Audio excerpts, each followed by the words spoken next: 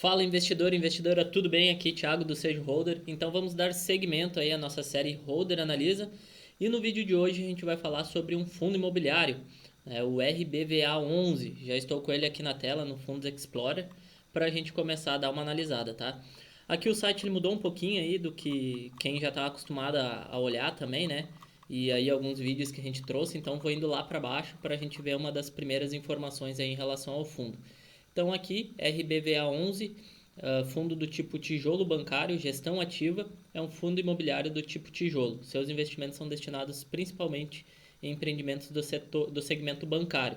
Tá, aqui a gente vai ter aí uma alteração, algo que a gente vai ver ao longo do vídeo. É um fundo que acabou mudando a sua estratégia e isso a gente vai ver ao longo do vídeo aqui e isso não está muito bem atualizado. Ele era sim um fundo focado aí mais no segmento bancário e agora ele está partindo para o varejo, né? Então não só essas agências do banco, ele está migrando aí para outros locatários. Isso a gente vai ver um pouquinho mais para frente. Aqui a gente vai ver então alguns dados básicos que a gente consegue ver do fundo imobiliário, né? Então patrimônio líquido 1,3 bilhão, então é um patrimônio líquido alto. A gente sempre comenta aí que é interessante a gente investir em fundos que têm um patrimônio líquido alto. Isso mostra aí a seriedade e a forma também com que os gestores, administradores do fundo, eles acabam administrando, né? Então acabam se envolvendo com patrimônio alto, então isso traz um valor agregado muito maior, uma responsabilidade muito maior. Dividend yield nos últimos 12 meses, 11,02%, então um percentual de dividendos bem alto, né? O último rendimento foi de R$ 1 e um P sobre VP de 1,01, né? Então quando a gente faz aí uma relação do preço em relação ao valor patrimonial, praticamente aí igualado, 1,01. Né? Então a gente vai conseguir ver mais dados aqui relacionados aos dividendos. Então o atual dividendo de R$ 1 por cota, né, na data de 7 de julho de 2023, deu um dividend yield aí de 0,94%, com base na cotação de R$ 106,59 da data de junho de 2023. Né? Então isso considerando aí essa cotação. A gente pode ver que o fundo ele performa em alta esse ano, de 18,22%. A sua cotação começou em 92,50 e agora já está em torno de 109,35. Aqui a gente pode ver a performance dele nos últimos meses, né? Então, nos últimos 12 meses, aí ele tem dado um retorno por cota de R$ 12,05, o que dá aí em torno de 11,02%. Então, acaba sendo um dividendo alto aí quem acaba olhando para dividendos, isso acaba sendo interessante. A gente pode ver aqui que o histórico de dividendos dele é constante, né? Então o fundo ele já vem pagando bons dividendos aí há bastante tempo. Então isso acaba sendo bem interessante, isso mostra a gestão do fundo em relação a isso. Então traz uma estabilidade um pouco maior aí para os investidores. Então aqui a gente vai ter mais alguns dados aí de cotação, para a gente quiser ver o histórico. Valor patrimonial, né? Isso é importante se manter esse valor patrimonial aí por cota também, né? Então a gente pode ver que é algo estável, então que o fundo ele não vem perdendo seu valor em relação às cotas, em relação ao seu valor patrimonial.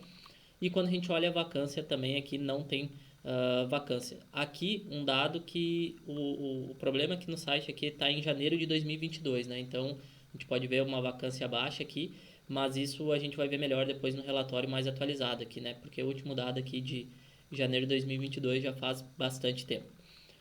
No site a gente sempre tem os dados aqui, né? Outros dados e fatos relevantes, outros informes. Então aqui a gente já pode pegar o relatório de julho, né? Para dar uma analisada. Já baixei ele aqui para a gente dar uma olhada.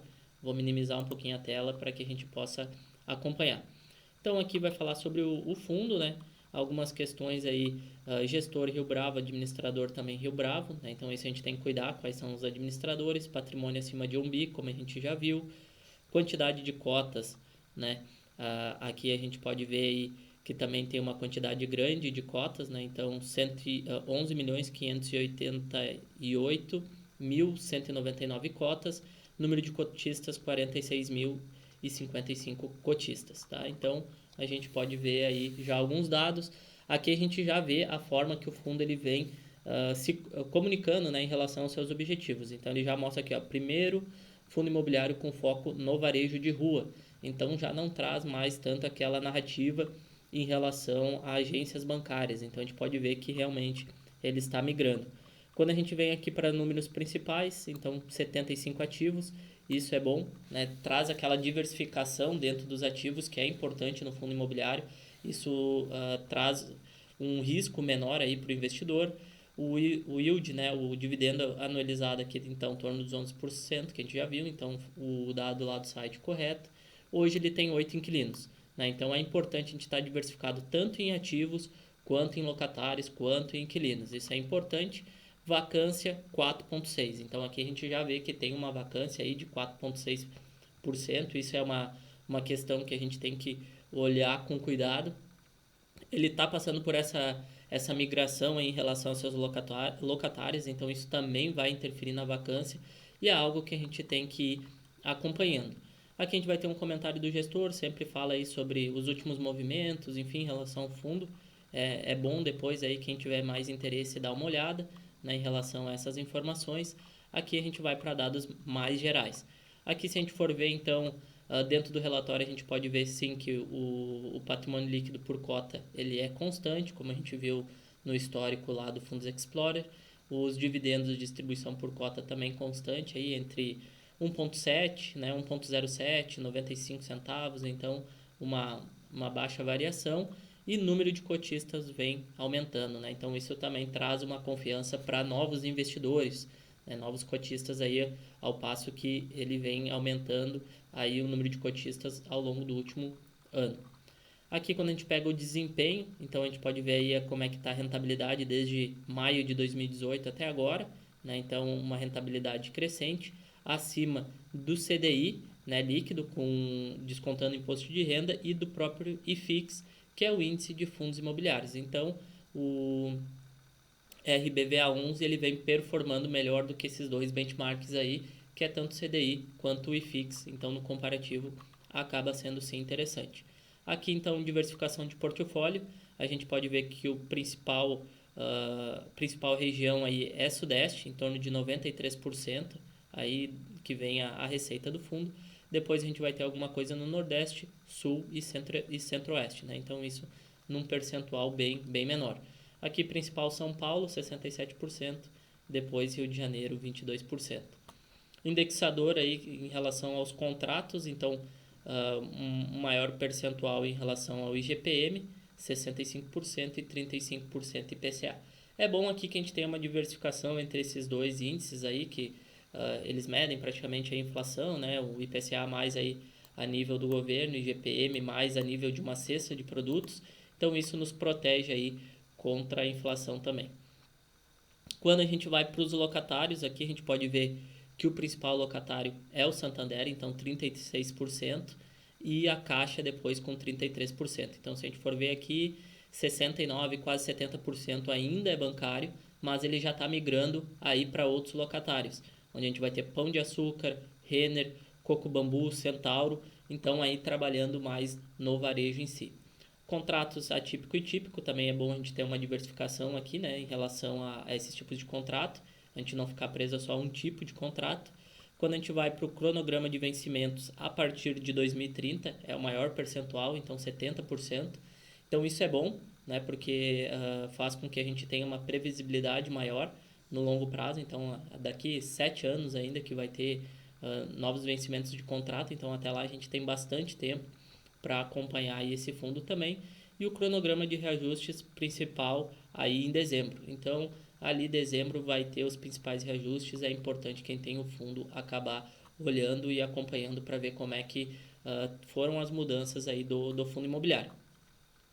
Depois, assim como qualquer relatório, ele vai trazer aí todos os dados aí dos ativos aí, né, em relação a endereço, qual o nome, quem é o locatário, qual a área, né, término de contrato, quando é que é a classificação do ativo. E aqui é legal que ele traz até uma visualização aí do Google Street View. Então, se eu quiser aqui olhar cada um dos ativos, eu só clico aqui que ele vai me direcionar. Então, é bacana que a gente consegue ver bem onde é que é o ativo, como é que é o entorno ali. Então, isso para avaliar ali uma valorização, algo do tipo, uma avaliação financeira, acaba sendo, sim, interessante. Então, aqui vai ter uma relação aí de todos os ativos, tá? Então, a gente acaba terminando aqui o relatório, né, com algumas informações em relação ao fundo, né, então de um modo mais rápido, lembrando que não é nenhum tipo de indicação, mas é uma possibilidade aí de estudo para quem está estudando fundos imobiliários e alguns pontos que tem que se analisar a gente vai trazendo e comentando aqui, tá?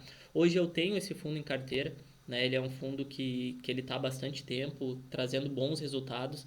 É interessante essa migração que ele vem fazendo devido até essa mudança que está dentro do setor bancário, né, em relação a ter uma quantidade menor de agências, então ele já está tendo essa preocupação. Claro que para que ele faça essa migração não é algo fácil, né? Então vai ter ali um período aí de adaptação, de ajuste entre os imóveis, então a gente tem que ficar sempre acompanhando esses dados, principalmente quem investe aí nesse fundo imobiliário. Então deixa aqui seu comentário se você quiser saber aí mais sobre alguns fundos imobiliários ou ativos. A gente também, dentro do Holder Analisa, aqui traz ações no exterior, REITs, então a gente pode trazer uma série de ativos para analisar. Quem não é inscrito no canal, lembre-se aí de se inscrever e ativar o sininho para receber a notificação de todos os vídeos, então não ficar de fora de nenhum tipo de conteúdo ou oportunidade de estudo, e compartilhe com aquele amigo que precisa começar a investir logo, né? Então, nos vemos aí no próximo Holder Analisa.